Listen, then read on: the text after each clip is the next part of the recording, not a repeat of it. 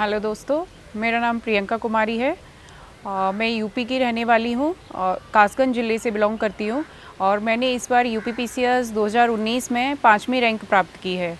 मैं daily knowledge track को thank you बोलना चाहूँगी कि उन्होंने मुझे एक प्लेटफॉर्म अवेलेबल कराया जिसके माध्यम से मैं अपनी स्ट्रेटजी को शेयर कर सकती हूँ।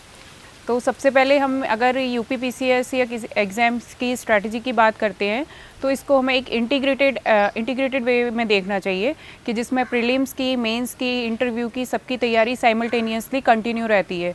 इसमें पर्टिकुलर अगर हम अलग अलग तरीके से इसको देखेंगे तो शायद तैयारी करने में थोड़ी सी प्रॉब्लम आ जाएगी।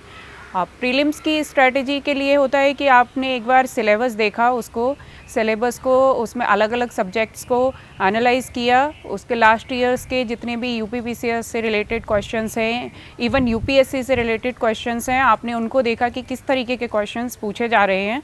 आप उन क्वेश्चंस को अच्छे से देखकर पर्टिकुलर सब्जेक्ट को एक टाइम फ्रेम में कंप्लीट करने के लिए कोशिश कीजिए कि मैं पर्टिकुलर टाइम फ्रेम में एक सब्जेक्ट को कब तक कंप्लीट कर सकता हूँ या कर सकती हूँ।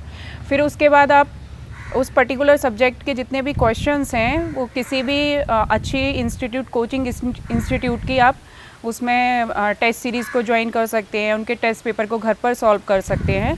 इस तरीके से कीजिए। और सबसे बड़ी बात है कि आप जब भी कोई भी सब्जेक्ट को पूरा करें तो उस सब्जेक्ट के लिए आपके पास ढेर सारा मटेरियल नहीं होना चाहिए, जिससे डेविएशन के चांसेस बहुत ज़्यादा रहते हैं। आप एक सब्जेक्ट जैसे हिस्ट्री कंप्लीट करनी है आपको, तो हिस्ट्री की एक रेफरेंस बुक रखें, बिपिन चंद्रा रखें, स्पेक्ट्रम रखें और उसी से आप हिस्ट्री को मल्टीपल टाइम्स रिवाइज़ कीजिए और क्वेश्चंस करके देखिए कि मैं कहाँ पर नहीं कर पा रहा हूँ। उसी तरीके से आप ज्योग्राफी के लिए, पॉलिटी के लिए लक्ष्मीकांत हो गया, ज्योग्राफी के लिए बर्नवाल की बुक हो गई। तो इस तरीके से आप पर्टिकुलर रेफरेंस बुक को लीजिए और उसको कंप्लीट कीजिए। तो आपको कोर जो सब्जेक्ट होती हैं प्रीलिम्स के, हिस्ट्री, ज्योग्राफी, इकोनॉमी, पॉलिटी, इन सब को कंप्लीट कीजिए।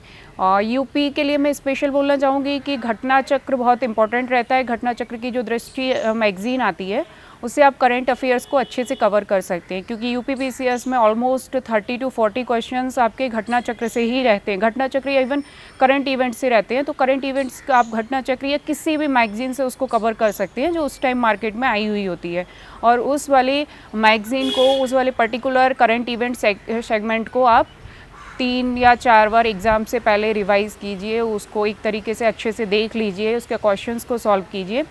तो प्रीलिम्स आई थिंक आप आराम से कर सकते हैं। तो प्रीलिम्स में आपको वहाँ पर कोई प्रॉब्लम नहीं आएगी। सेकेंडली, सबसे ज़्यादा इम्पॉर्टेंट जो पार्ट होता है हमारी किसी भी प्रिपरेशन का, वो होता है मेंस का पार्ट।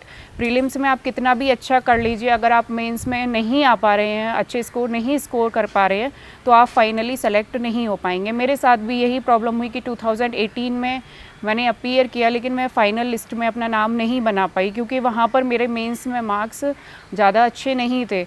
तो मेंस के लिए आपको बहुत ही फोकस्ड स्ट्रैटेजी बनानी पड़ेगी। इवन 1 साल पहले आपको सारे जो सब्जेक्ट्स हैं उसके सिलेबस को यूपी पीसीएस की वेबसाइट पे जाकर आपको उसके सारा सिलेबस को एकदम कंठस्थ करना पड़ेगा। You have to chew all kind of syllabus, और सिलेबस के एक एक पॉइंट्स पे आप नोट्स बना लीजिए। जैसे पर्टिकुलरली अगर आपने इंक्लूसिव ग्रोथ को देखा, इकोनॉमी का 3rd पेपर हो गया, तो इंक्लूसिव ग्रोथ के कितने डायमेंशन हो सकते हैं, इंक्लूसिव ग्रोथ की कंस्ट्रेंट क्या है, इंडिया में क्या चैलेंजेस हैं, इंक्लूसिव ग्रोथ को कैसे कवर किया जा सकता है, उससे रिलेटेड डेटा क्या होता है, उसमें करंट इवेंट्स में इंक्लूसिव ग्रोथ की क्या क्या स्कीम्स चल रही हैं। तो उन सब का आप 2 या 3 पेज में नोट्स बना लीजिए। तो इस तरीके से आप हर पर्टिकुलर टॉपिक के 3 या 4 पेज के नोट्स को प्रिपेयर रखिए। तो इसी तरीके से आप सबसे पहले हम फर्स्ट पेपर की बात करेंगे, जीएस फर्स्ट पेपर की। तो जीएस 1 पेपर में आपका हिस्ट्री रहता है, ज्योग्राफी रहता है, सोसाइटी रहता है, सोशल इश्यूज़ रहते हैं। तो ज्योग्राफी के लिए आप सबसे अच्छा है कि एनसीईआरटी जो 11th की फ़िज़िकल ज्योग्राफी है उसको देखिए। तो फिज़िकल ज्योग्राफी के अगर आप 2019 के क्वेश्चंस को अगर देखेंगे तो उसमें एक क्वेश्चंस डायरेक्टली पूछा था कि विंड से कौन से फॉर्म्स बनते हैं, लैंड फॉर्म्स कौन से क्रिएट होते हैं। तो ये एनसीईआरटी का एक पर्टिकुलर सेगमेंट है जो पूरा का पूरा क्वेश्चंस वहीं से लिया गया था। सिमिलरली 2020 में आप क्वेश्चंस अगर ज्योग्राफी के पार्ट के देखेंगे तो वो भी एनसीईआरटी से लिया गया था सीधे सीधे। 2018 में एयर मास का क्वेश्चन था, वो भी एनसीईआरटी से था। तो आपका स्टैंडर्ड बुक ज्योग्राफी के लिए एनसीईआरटी बहुत ही ज़्यादा प्रेफरेबल है, आप उसको प्रेफर कर सकते हैं। सिमिलरली आप हिस्ट्री के लिए आप स्पेक्ट्रम को रेफ़र कर सकते हैं और उसके नोट्स बना सकते हैं, उसको अपना पर्टिकुलर कई बार रिवाइज़ कर सकते हैं उसको। और उसके बाद इसी तरीके से आप सोशल इशूज़ के लिए कोई पर्टिकुलर कोचिंग इंस्टीट्यूट के नोट्स ले सकते हैं। डेली बेसिस पे आप ऑब्जर्वेशंस सोशल इशूज़ की होती है उनको लिख सकते हैं, उनके नोट्स बना सकते हैं। इसके अलावा आप सोशल इशूज़ के लिए जो गवर्नमेंट की स्कीम्स चल रही हैं या गवर्नमेंट की स्कीम्स के क्या ऑब्जेक्टिव्स हैं, उनको आप एक जगह पर लिख सकते हैं और उसको बीच बीच में अपने आंसर में कोट कर सकते हैं। तो ये आपके फर्स्ट पेपर की स्ट्रैटेजी हो गई, क्योंकि वहाँ पे हिस्ट्री, आर्ट एंड कल्चर और ज्योग्राफी डोमिनेट करता है। आर्ट एंड कल्चर के लिए आप art and culture particular Nitin Singhania के कुछ नोट्स हैं, कुछ पर्टिकुलर टॉपिक्स हैं, आप उनको कवर कर सकते हैं और उसके बाद आप फर्स्ट पेपर की इस तरीके से प्रिपरेशन कर सकते हैं। लेकिन मैं एक बात बोलना चाहती हूँ कि आप कोई भी पेपर तैयार कीजिए किसी मेंस के लिए, तो उसके लिए आप एक बार नोट्स बना के उनको जितनी बार आप रिवाइज़ कर सकते हैं उतनी बार रिवाइज़ कीजिए। लेकिन इसमें एक बात ये है कि कभी-कभी हम देखते हैं कि कुछ आंसर राइटिंग का इतना ज़्यादा प्रेशर होता है कि विदाउट कंप्लीटिंग सिलेबस आप आंसर राइटिंग करने लग जाते हैं। हाँ, मैंने भी ऐसे ही किया था कि सिलेबस कंप्लीट नहीं हुआ उससे पहले मैंने आंसर राइटिंग शुरू कर दिया, और उससे क्या होता है कि माइंड पे एक प्रेशर क्रिएट हो जाता है कि आप आंसर अच्छे नहीं लिख पा रहे हो, तो फिर आप डिमोटिवेटेड हो जाओगे, फिर आप फिर से पढ़ोगे, तो उसमें एक पर्टिकुलर टाइम शेड्यूल नहीं बन पाता है।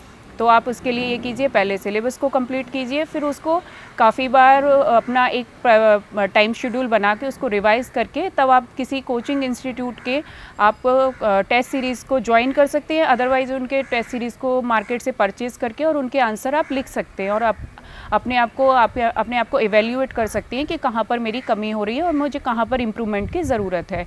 इसी तरह सेकंड पेपर की स्ट्रेटजी में पॉलिटी, गवर्नेंस, आईआर, ये 3 टॉपिक मोस्ट इम्पॉर्टेंट रहते हैं। तो पॉलिटी के लिए आप लक्ष्मीकांत की बुक ले लीजिए और कॉन्स्टिट्यूशनल मैटर्स, करंट इवेंट्स होती हैं, आप उसको अच्छे से देखिए।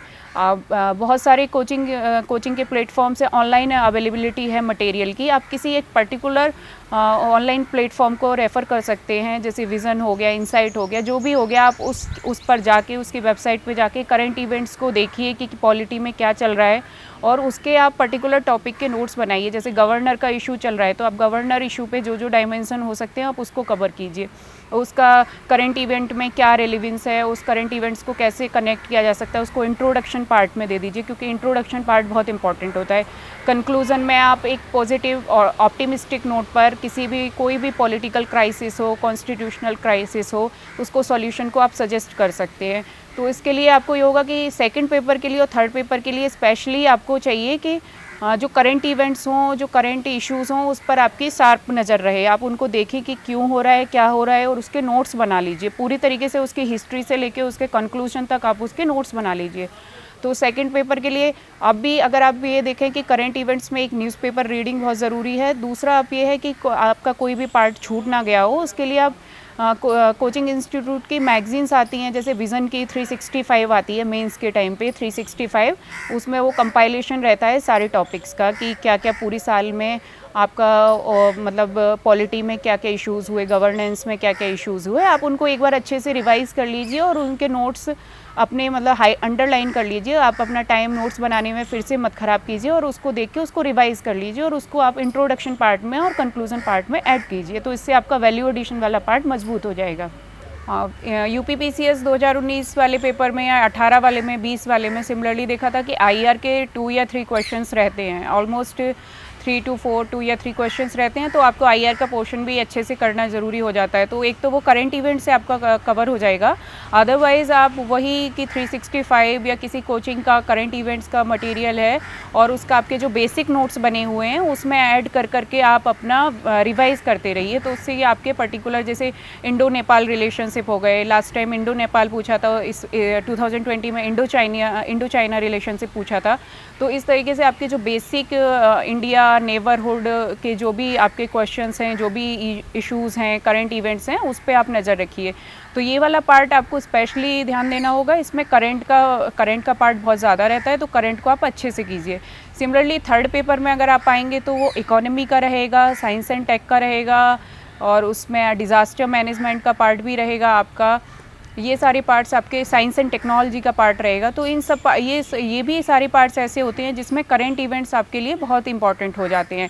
इकोनॉमी का एक मेन उसका ये भी है कि इकोनॉमी में आपको चाहिए कि आपके जो भी फैक्ट्स एंड फिगर्स हैं, स्पेशली जो बेसिक फैक्ट एंड फिगर हैं, जैसे जीडीपी ग्रोथ, एम्प्लॉयमेंट रेट और जीडीपी का आईसीओआर आपका कितना है, आपकी इकोनॉमी में कौन कौन से इरिटेंट्स हैं, उसके बेसिक फैक्ट्स क्या क्या हैं। इन सब बेसिक फैक्ट्स को आप एक जगह कंपाइल कर लीजिए कि क्या क्या बेसिक फंडामेंटल इश्यूज़ क्या क्या हैं इकोनॉमी में, और उसका हमारे पास क्या क्या डेटा हो सकता है, किस तरीके से क्वेश्चंस में उस डेटा को इनकॉर्पोरेट किया जा सकता है। तो इकोनॉमी वाले पार्ट में बेसिकली गवर्नमेंट स्कीम्स हो गई, इकोनॉमी की कोई नई स्कीम्स गवर्नमेंट ने लॉन्च की है, जैसे अभी कोरोना के टाइम में बहुत सारी स्कीम्स लॉन्च की गई थी। तो उस स्कीम्स के नाम आपको याद रखने हैं, स्पेशली उनके क्या क्या मेन ऑब्जेक्टिव्स हैं, क्या क्या मेन पॉइंट्स हैं, फोकस पॉइंट्स क्या हैं, क्या गवर्नमेंट ने टारगेट किया है, कितना अचीव करना है, पर्टिकुलर सेक्टर को बूस्ट करने से क्या क्या फ़ायदे हो सकते हैं। इन सब को आप एक जगह, इंफ्रास्ट्रक्चर के नोट्स हो गए, इन सब टॉपिक्स के आप एक जगह नोट्स बनाकर रख लीजिए। इकोनॉमी का पार्ट से आपके 8 या 10 क्वेश्चंस रहते हैं, तो इकोनॉमी के पार्ट को आपको अच्छे से करना है। फूड सिक्योरिटी हो गया, एग्रीकल्चर हो गया, नाम हो गया, अभी जो गवर्नमेंट ने इनिशिएटिव्स लिए हैं एग्रीकल्चर के लिए, मार्केटिंग के लिए, तो उन सबको आपका एक कंसाइज नोट्स होने चाहिए, जिसको आप जब भी एग्ज़ाम के लिए जाएं तो आप उसको रिवाइज़ कर सकें मल्टीपल टाइम्स और उसको अपग्रेड भी कर सकें टाइम टू टाइम। अगर कुछ भी इवेंट हो रही है, जैसे अभी फार्मर्स इशू चल रहे हैं और उसका क्या इम्पैक्ट होता है, तो उन सबको आप एक जगह उस नोट्स में अपडेट करते रहें टाइम टू टाइम। तो थर्ड पेपर का ये मेन एस्पेक्ट होता है, इसमें आपको करंट इवेंट्स और फैक्ट और फिगर और डिफेंस, स्पेशली अभी सिक्योरिटी का आप देखेंगे तो सिक्योरिटी में थर्ड पेपर में बहुत सारे क्वेश्चंस पूछे जा रहे हैं प्रोपोर्शनेटली। तो आप सिक्योरिटी के भी क्वेश्चंस के आंसर को अच्छे से, उस पर भी, सिक्योरिटी वाले पोर्शन पे भी अच्छे से ध्यान देने की ज़रूरत है। तो इंटरनल सिक्योरिटी के जितने भी यूपी का जो सिलेबस है आप उसको देखिए, इसी तरीके साइंस एंड टेक्नोलॉजी का जो हेडिंग है उसको देखिए और पर्टिकुलर हेडिंग के पर्टिकुलर नोट्स बना लीजिए, तो इससे आपको आसानी रहेगी और एग्ज़ाम टाइम्स पे आपके पास एक्स्ट्रा प्रेशर जनरेट नहीं होगा कि मैंने पर्टिकुलर टॉपिक नहीं किया है तो फिर मैं एग्ज़ाम में इसको कैसे अटेम्प्ट करूँगा या करूँगी। तो मेरे साथ यही हुआ था कि मेरे पास जब तक नोट्स नहीं थे तो फिर मैं वो लास्ट मिनट पे बहुत ज़्यादा परेशानी हो जाती है कि रिवाइज़ करने में बहुत ज़्यादा दिक्कत हो जाती है, तो वो वाली दिक्कत आप लोग ना फेस करें। तो इसलिए अच्छा है कि आप नोट्स बना के रखें। अगर किसी मैगज़ीन को रेफ़र कर रहे हैं, 365 को पढ़ रहे हैं, तो उसको हाईलाइट करें, अंडरलाइन करें और एग्ज़ाम के टाइम उसको रिवाइज़ करें। मॉर्निंग में उसका आप अपना शेड्यूल बनाएं कि पर्टिकुलर टाइम में मुझे कितने टॉपिक रिवाइज़ करनी है, कौन सी सब्जेक्ट रिवाइज़ करनी है, तो इसको कर लीजिए। एंड फोर्थ पेपर में अगर आप देखेंगे तो एथिक्स का पेपर होता है और एथिक्स का पेपर बहुत ही इंटरेस्टिंग पेपर होता है। उसमें आपके पास बहुत सारे कोट्स रहने चाहिए कि आप उनको उनको आप दिखा सकें, कोट्स को दिखा सकें। उसके बाद आपके पास कुछ स्टोरीज़ ऐसी होनी चाहिए, ग्रेट लीडर्स हो गए, रिफॉर्मर्स हो गए, सोशल रिफॉर्मर्स हो गए, गांधीयन थॉट्स हो गए, क्योंकि गांधी जी का आप देखेंगे कि 2019 के पेपर में गांधी जी से 3 या 4 क्वेश्चंस आई थिंक पूछे गए थे। तो कुछ आप पैटर्न को आइडेंटिफाई कीजिए कि किस तरीके से पैटर्न पे क्वेश्चन, किस टाइप के क्वेश्चंस पूछे जा रहे हैं, तो आप उन क्वेश्चंस को बार बार पढ़िए और उससे रिलेटेड जो मटेरियल है आप उसको कलेक्ट कर सकते हैं। उस कलेक्ट करके छोटे से टाइम पीरियड में आप उसको लिख लीजिए और उसको रिवाइज़ कीजिए। तो एथिक्स के लिए डिकोड एथिक्स की बुक आती है, तो आप डिकोड एथिक्स में से जो जनरल कंसेप्ट्स हैं उनको कर सकते हैं। लेक्सिकॉन की बुक है, लेक्सिकॉन की बुक को आप देख सकते हैं। उसमें डेफिनेशंस जो पर्टिकुलर दी हुई हैं, जैसे पब्लिक सर्विसेज से रिलेटेड जो वैल्यूज़ होती हैं उनकी डेफिनेशंस दी हुई हैं। और इसके अलावा आपके जो टॉपिक हैं एम्पथी, कंपैशन, इन सब के आप टॉपिक्स से रिलेटेड जो भी छोटी छोटी डेफिनेशंस हैं उनको 2 या 3 पेज में कंसाइज कर लीजिए।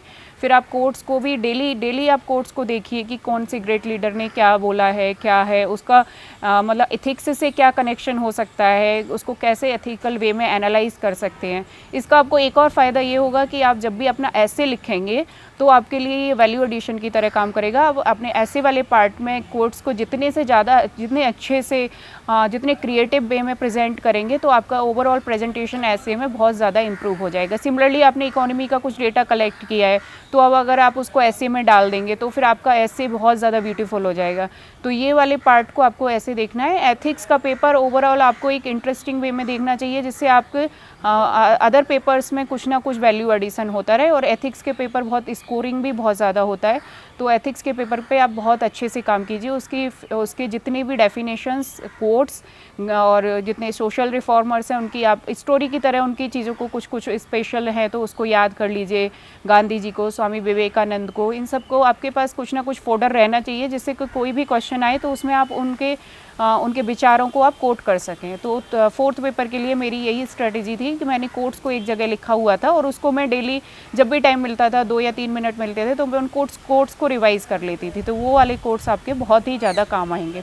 लेकिन कोट्स को ओवर एम्फेसाइज करने की ज़रूरत नहीं है, आपकी एक पर्टिकुलर अप्रोच होनी चाहिए कि एथिक्स के पेपर को हम किस तरीके से सॉल्व करें। उसके लिए आपके लिए सबसे बेहतर तरीका होगा कि आप यूपीएससी के जो सिविल सर्विसेज होती है, यूपीएससी के पेपर्स को आप देखिए, लास्ट 2013 से लेकर 2019 के पेपर्स को देखिए और उसमें किस तरीके से डेफिनेशंस को पूछा गया है, किस तरीके के क्वेश्चंस को पूछा गया है, और उन क्वेश्चंस के आंसर को आप देखिए।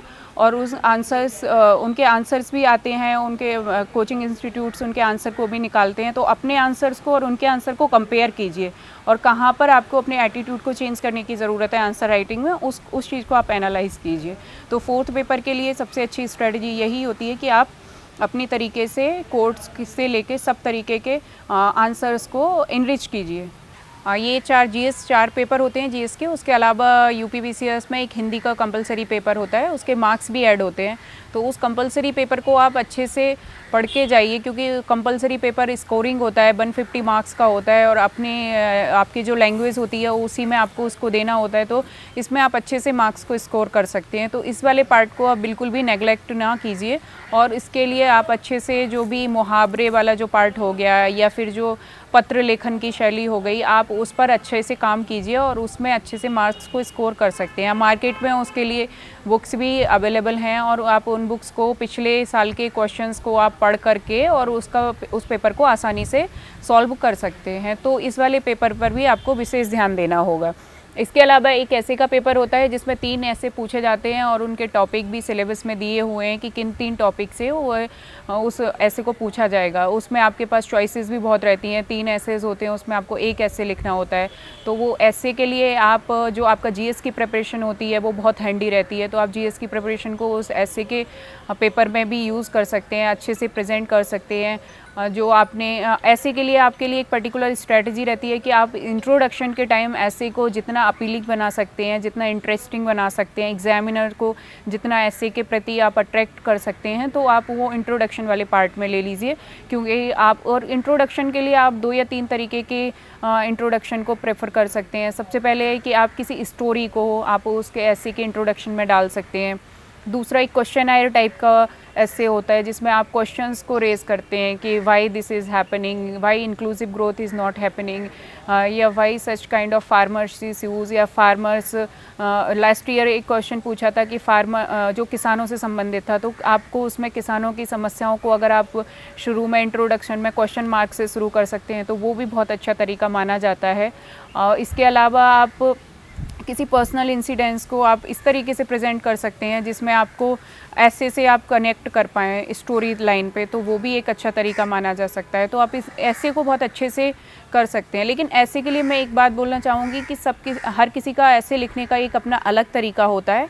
आप किसी पर्टिकुलर ऐसे जिसने ऐसे में अच्छे मार्क्स प्राप्त किए हैं तो आप उसकी स्ट्रेटजी को फॉलो मत कीजिए, अपनी तरफ से ऐसे को लिख के देखिए और आप खुद उस ऐसे को पढ़िए और उसमें देखिए कि मैंने ये मेरा ऐसे मुझे पढ़ने में अच्छा लग रहा है, मैं इसमें सारे बिंदुओं को लिख पाई हूँ या लिख पाया हूँ या नहीं, और उस तरीके से आप ऐसे को बार बार पढ़िए और ऐसे में जो भी कमियां हैं उसको आप अगला ऐसे लिख के, दूसरा ऐसे लिख के उसको सुधारने की कोशिश कीजिए। एक ऐसे का दूसरा पार्ट ये है कि आप उसमें सारे डायमेंशंस को ले लीजिए, जितने भी उसके डायमेंशंस हो सकते हैं, सोशल, पॉलिटिकल, इकोनॉमिक, जितने भी डायमेंशंस हैं उस डायमेंशंस को ओपन कीजिए।